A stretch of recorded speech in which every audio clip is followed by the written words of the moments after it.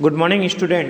हम बात कर रहे थे तुलसीदास के द्वारा रचित रामचरित मानस का वह खंड जब युद्ध के मैदान में लंका कांड के अंतर्गत लक्ष्मण मेघनाद के द्वारा शक्तिबाण का प्रहार करने से मूर्छित हो जाते हैं और मूर्छित होने के उपरांत राम एक सहज मानवीय रूप में अपने आप को प्रस्तुत करते हैं।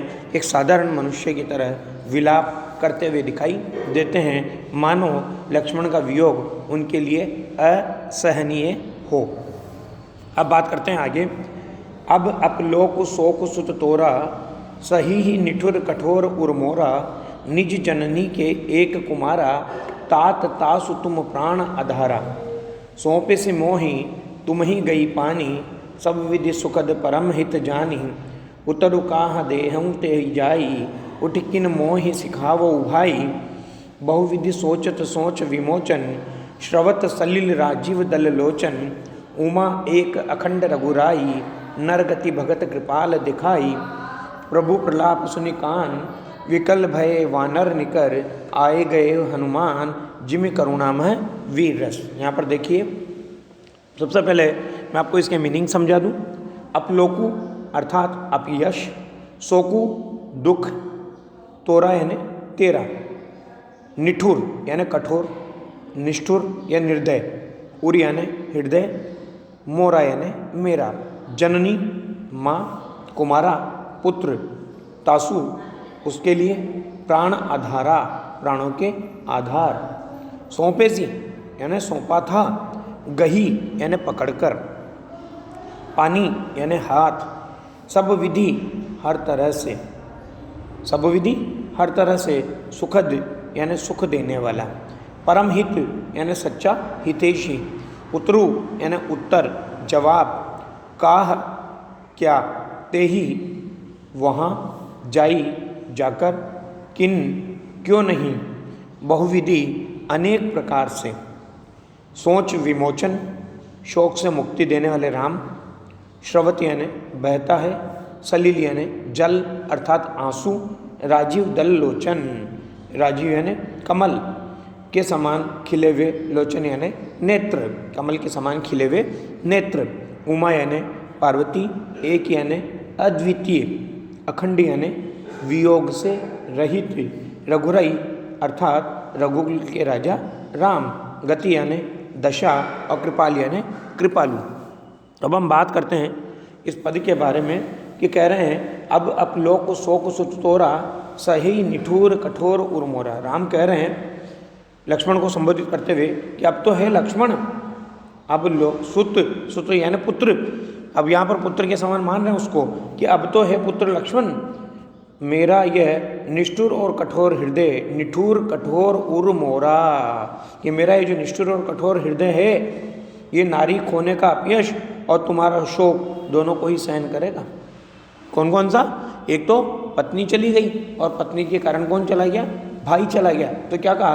अब अपलोकु शोक सुत तोरा, सही निठुर कठोर उर्मोरा, कि अब तो है पुत्र लक्ष्मण, मेरा निष्ठुर और कठोर हृदय नारी खोने का अपयश और तुम्हारा शोक दोनों को ही सहन करेगा, अर्थात तुम्हारे बिना तो मुझे सीता भी प्राप्त नहीं हो सकती। क्यों? क्योंकि उसके सहयोग से क्या हो रहा था? युद्ध में विजय प्राप्त होना संभव हो रही थी। अब उसके बाद अगली लाइन में क्या कह रहा है कि निज जननी के एक कुमारा, कि भैया तुम अपनी माता के एक ही पुत्र हो, निज जननी यानी अपनी माता के एक कुमारा अर्थात एक ही पुत्र हो, और तात तासु तुम प्राण आधारा, और तुम ही उस माँ के प्राणों का आधार हो। क्या कहा? और तुम ही उस माँ के प्राणों का आधार हो, अर्थात कहने का अभिप्राय यह है कि तुम्हारे बिना तुम्हारी माँ भी जीवित नहीं रह पाएगी। और उसके बाद क्या कहा? सौंपे सी मोही तुम ही गई पानी, कि लक्ष्मण सौंपे सी मोही यानी मुझे सौंप दिया, तुम ही गई पानी, मतलब मेरे हाथ पकड़ करके उन्होंने तुम्हें मुझे सौंप दिया। क्यों? सब विधि सुखद परम हित जानी, कि तुम्हारा प्रकार से हर तरीके से हित जान करके उन्होंने क्या किया? मेरा हाथ पकड़ करके तुम्हें मुझे सौंप दिया। तो मैं दोबारा बोल रहा हूँ इसका कि लक्ष्मण तुम्हें हर प्रकार से सुखदाई और हितैषी मान करके ही, सुखदाई और हितैषी मानकर ही तुम्हारी माता ने तुम्हारा हाथ पकड़कर मेरे हाथ में सौंपा था। अब तुम ही बताओ, उतर काह देहूँ ते जाई। अब तुम ही बताओ कि मैं तुम्हारे बिना उन्हें जाकर क्या उत्तर दूंगा। उतर काह देहूँ ते जाई, यानी तुम्हारी माता को, कि अब मैं तुम्हारे बिना उन्हें क्या उत्तर दूंगा। मुझे उठ किन मोह ही सिखावो भाई, कि भाई उठे और उठ करके मुझे ये बात क्यों नहीं सिखाता कि मैं तुम्हारी माँ को यहाँ से जाकर के क्या उत्तर दूंगा। तो मैं दोबारा बोल रहा हूँ, देखिए शुरू से, कि अब अपलोक शोक सुतोरा सही निठुर कठोर उर्मरा, कि अब तो है पुत्र लक्ष्मण मेरा यह निष्ठुर और कठोर हृदय नारी खोने का अपयश और तुम्हारा शोक दोनों को ही सहन करेगा, और तुम्हारे बिना तो मुझे सीता भी प्राप्त नहीं हो सकती। हे भैया, निज जननी के एक कुमारा तात तास तुम प्राण आधारा, कि तुम अपनी माता के एक ही पुत्र हो और तुम ही उस माँ के प्राणों का आधार हो। अर्थात कहने का अभिप्राय यह है कि तुम्हारे बिना अब तुम्हारी माँ भी जीवित नहीं रह पाएगी। उसके बाद कहा कि सोपे से मोही तुम ही गई पानी, सब विधि सुखद परमित जानी, कि लक्ष्मण तुम्हें हर प्रकार से सुखदाई और हितैषी मान करके ही तुम्हारी माता ने तुम्हारा हाथ पकड़कर मेरे हाथ में सौंपा था। अब तुम ही बताओ, उतर काह देऊ ते जाई, कि मैं तुम्हारे बिना उन्हें जाकर क्या उत्तर दूंगा। उठ किन मोह ही सिखावई भाई, कि भाई उठे मुझे ये बात सिखाता क्यों नहीं है। अब आगे देखिए, बहुविधि सोचत सोच विमोचन स्रवत सलिल राजीव दल्लोचन, कि इस प्रकार संसार के प्राणियों को, इस प्रकार संसार के प्राणियों को वो चिंता मुक्त करने वाले भगवान श्री राम, वो दुखों को मिटाने वाले भगवान श्री राम, वो कष्टों को हरने वाले भगवान श्री राम स्वयं अनेक प्रकार की चिंताओं में डूब गए, स्वयं अनेक प्रकार की चिंताओं में डूब गए।